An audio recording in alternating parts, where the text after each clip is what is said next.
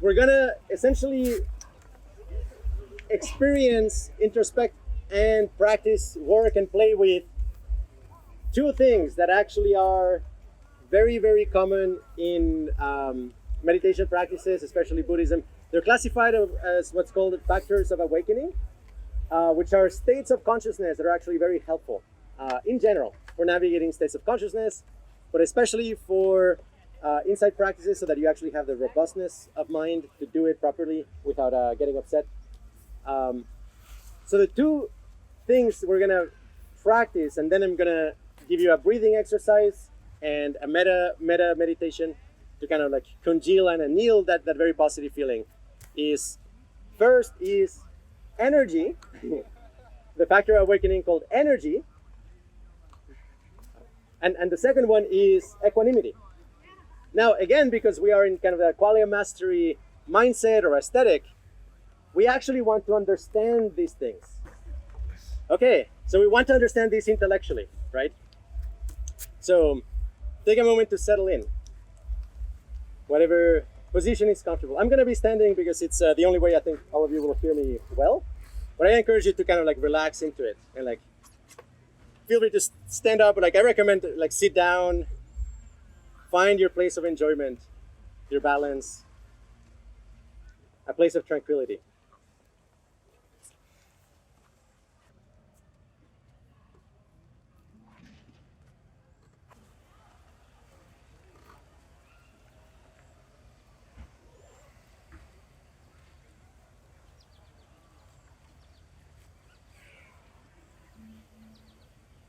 So in terms of energy, I'm gonna walk you through the main things that generate energy. This is a very pragmatic, sense of energy. Ultimately, maybe it's connected to physical energy. We don't know for sure. But I think it's quite rational to talk about it as energy, phenomenologically. Kind of similar to talking about attention. But it's very hard to define attention or understand what it is as a thing or as a physical process. But attention is very real. It's very real.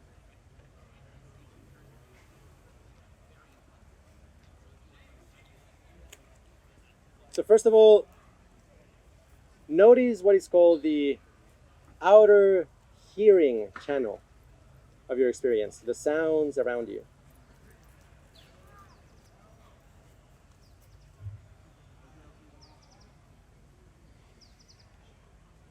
Notice how they draw your attention.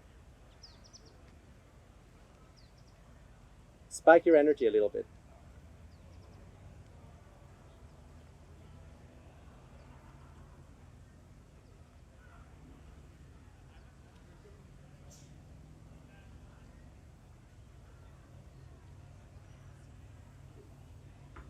The first thing that generates energy is sensory stimuli. Anything that you sense, either by hearing, touching, seeing,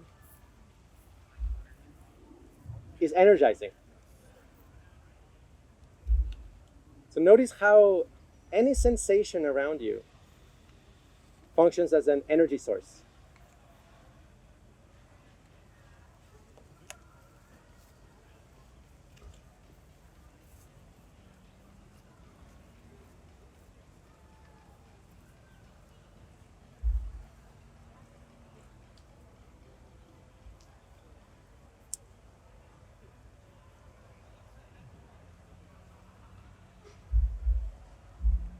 The second kind of source of energy is valence, pleasure and pain. Whenever anything is pleasant or unpleasant, that functions as a source of energy. So make a quick scan of your world simulation. Notice what is pleasant and what is unpleasant, and tune into it.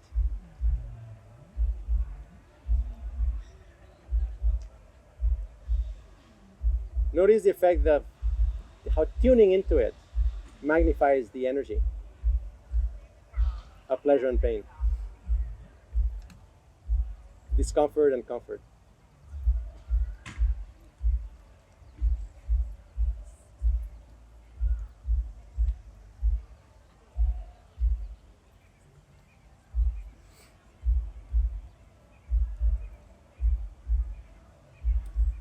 The third source of energy is attention. Whatever you pay attention to gets energized. This is not obvious. Attention doesn't represent itself by default.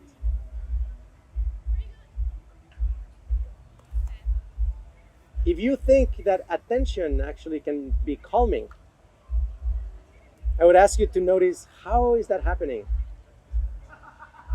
I would claim that if attention is calming, it's actually because you're choosing to focus on slow vibrations, and then you're energizing those slow vibrations, and those slow vibrations are calming you in turn. But attention, raw attention, is energizing. If you can increase the surface area of your attention, you're going to be energizing a broader region of your experience.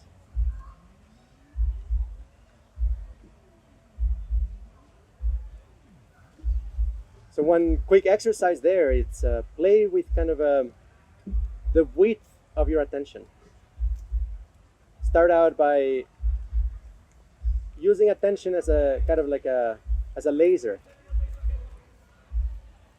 Just focusing in one tiny point of your experience at a time. Notice how, in a sense, that one tiny point gets brighter, broadcasts its energy to the rest of your experience.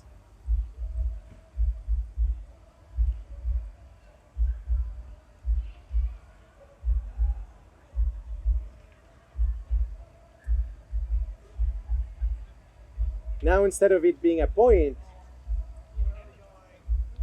use a sort of a plane, a whole plane of attention.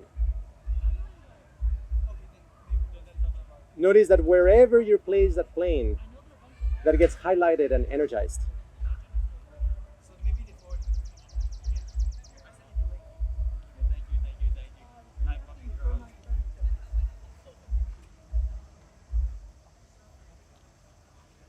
And now let's expand attention in the most broad way possible. Pay attention to all of your experience at once, and notice the effect that that has.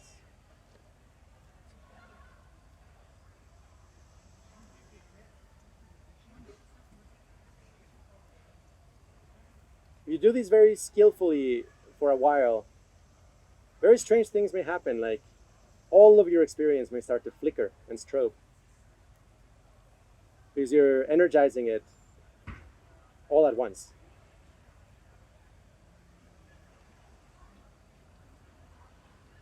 And finally, the fourth source of energy is pineapple. Surprise.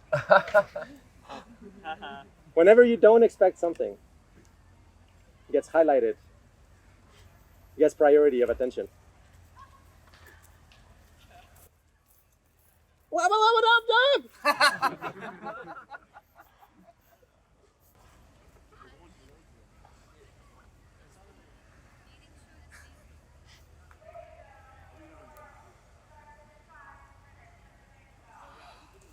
With energy, if you cultivate it, if you focus on those four things for a period of half an hour, 1 hour, you can build up a reservoir of energy.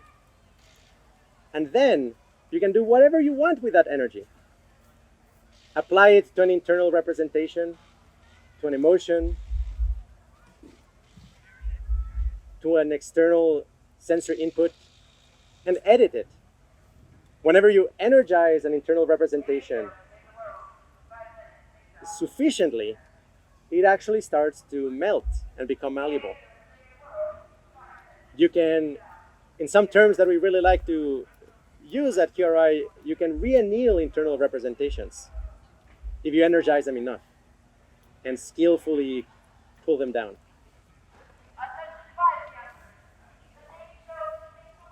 So the second thing I'm going to mention now is equanimity. The second factor of awakening we're going to kind of introspect on. Very interestingly, equanimity, for most people, feels like a downer. It's sort of like you don't care about pleasure or pain. But actually, it's just an attitude where you're not letting yourself being pulled or pushed by pleasure and pain. And if you cultivate that attitude, naturally, joy arises. Because you're freed from the push and pull.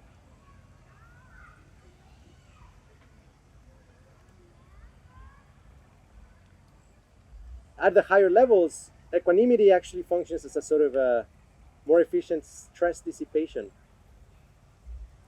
Because if you don't engage with pulls and pushes, you're retraining your nervous system to dissipate the stress more efficiently.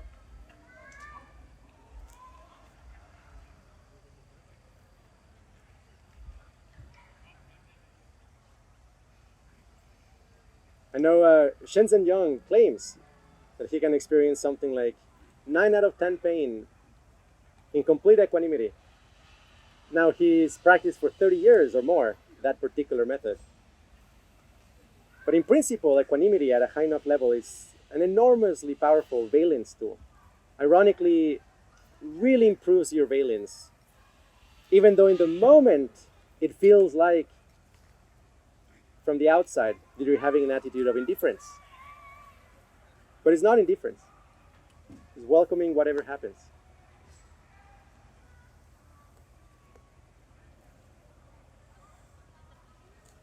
So now, keeping in mind both energy and equanimity, we're going to finalize with two recorded practices. One is a breathing exercise, very mainstream because I don't want to introduce anything too novel at this moment. It's going to be a Wim Hof recorded breathing exercise, followed by a metta meditation. And I want you to notice how the Wim Hof energizes all of your world simulation, and then how, with that energy, you can apply it to the metta, to the loving kindness. And if you haven't had really good success with metta before, with the energy of the Wim Hof, you might be able to unlock or open something new.